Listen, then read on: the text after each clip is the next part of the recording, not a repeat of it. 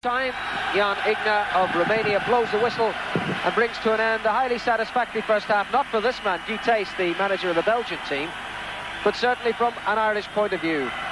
Verkuiteren with the first corner of the game, giving Klaassen the chance to unhinge the Irish defence, 1-0 to Belgium, and then 4 minutes later Frank Stapleton making the tricolours wave with an equaliser from a diving header. Half-time score then in the Heysel Stadium in Brussels.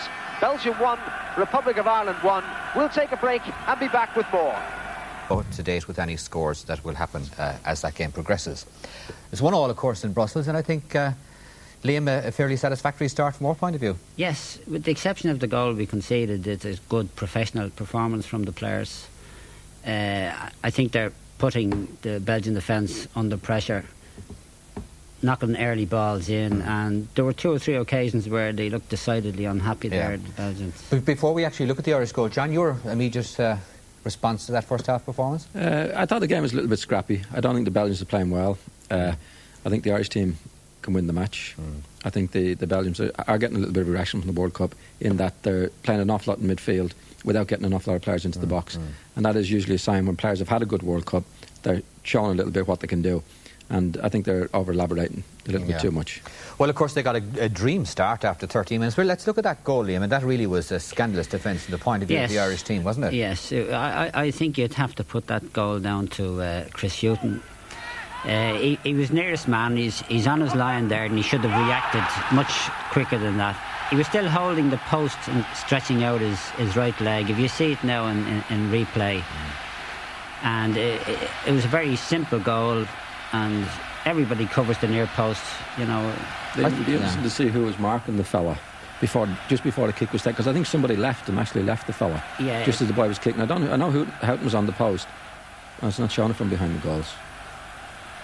Yeah, but Chris, the ball had to pass Chris. You know, the ball had to pass Chris. You don't let a ball by you. The defender never lets the ball pass him. But for a man who prides himself on organised teams, Charlton would not approve of that kind of messing, I'd say, under any circumstances. I'd say there could be a wee bit of stick in the dressing room at half-time, yeah. What about the defence, John, overall? A bit suspect, would you think, or have they settled down and played well? I don't think the Belgians put them under much pressure. I think they've been very, very comfortable all the way. I don't think they're getting... I think, John, the Paul McGrath midfield looks a bit... Yeah, I'm talking about... I thought Bill said defensively. Yeah, Paul... well, I don't think Paul likes playing midfield. He does his best. He's trying to get into the box, get some headers in. Hughton, though, is a bit of a liability, isn't he, the Spurs fullback? Isn't he? I mean, he's made a lot of mistakes in a lot of important matches, and that was another example. Well, I don't think I think he might have been at fault for that one. He's certainly one of the players at fault, but I don't think he's done badly tonight. I don't think he's done anything wrong tonight. I don't think Chris is as bad a player as you think he is, Bill. Well, I'd bow to your judgment. You're the expert. All right, well, one thing I think that was satisfactory from the Irish point of view, of course, was the fact that we came back so well. And, John, let's talk now about Stapleton's goal. And I think there, again, we had some... Belgium wouldn't have been pleased at all with the defence there, even though good goal, though. No, it was a terrible goal from the the Belgian point of view. It was a long ball from Liam. And this is a ball that should have been cleared very, very easily. If you look at many Belgian players they have back in the box there. Look, he's made a mess of it. It's come to Frank. The fella got a good tackle in. And again, even from this now, this takes a bit of a while before it comes back in again. And they're still not organised because, look, Frank is there on his own.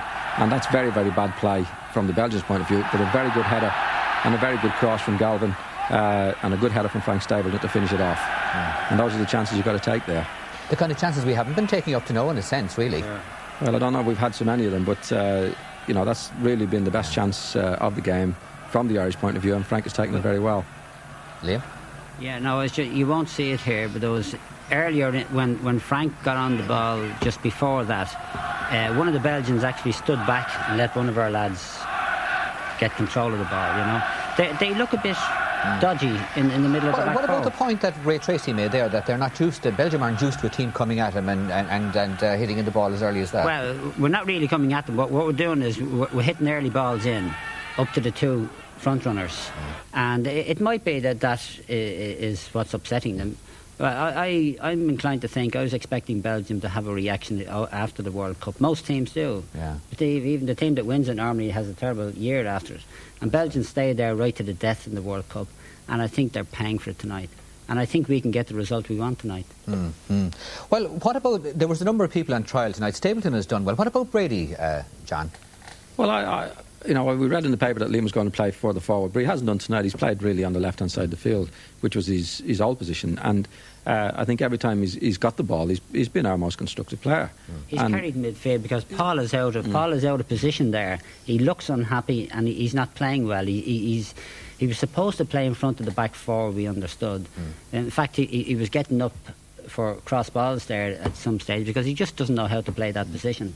He's very unhappy. Houghton runs around a little. He's busy, but he's not getting on the ball an awful lot. And Liam is the only one really in the middle of the field that's getting on it. But the game is very scrappy. They've got a lot of possession in the middle of the field, but when it comes to getting forward, they're not doing it very well. Yeah, Coleman has threatened a few times, but as you say, there isn't the support really from the midfield. No, they're not looking to get in and around there, whereas the Irish team are looking to get in the box. But overall, just to wrap it up, you'd be happy enough with that performance and be optimistic about the result. We want a result. We badly need the nation needs a result. Let's put it that way. And I think the lads are on course for it. All right, we leave it there, gentlemen. Thank you very much. Let's take a commercial break at this stage and then go back to Brussels.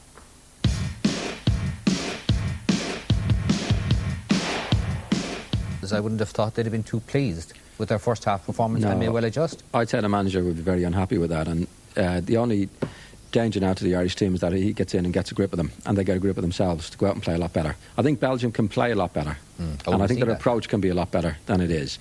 I think the Irish team approach has been good and I don't think the approach can be any better from the Irish team in the second half. I think a lot on the Belgians now how they approach the second half. Liam, would you go along with that? Yeah, I would expect it'll be a bad result for Belgium, you know, to draw at home. So you can expect them to be pushing forward. But I think if we keep it steady at the back, not give away silly goals like that, you know, corner kick. Yeah, I think we can get the result. All right, OK, they're out in the field, I gather. So it's time to go back now to Brussels and join George Hamilton. You're welcome back. Guy Thys, the Belgian manager, a reflective pause in the dressing room. He hasn't made any changes in his lineup at half-time, nor indeed has Jack Charlton. And the sides are ready to begin the second half. Goal apiece. And certainly in the stadium, a very interesting and entertaining first 45 minutes we've had. And let's hope for good things from the second half.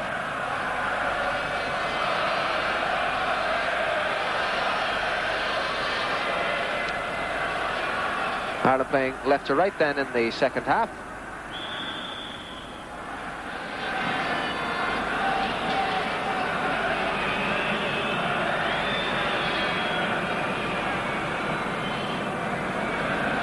And the first goal kick of the half.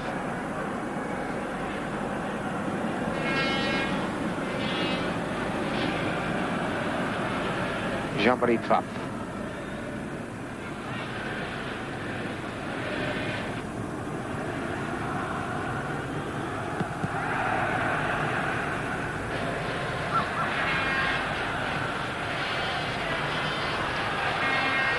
Van der Elst seemed reluctant to come for that.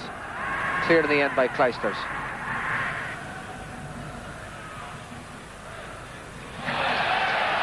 And Cullerman's with room, and every time Cullerman gets on the ball there's a buzz around the crowd. Now it is Met.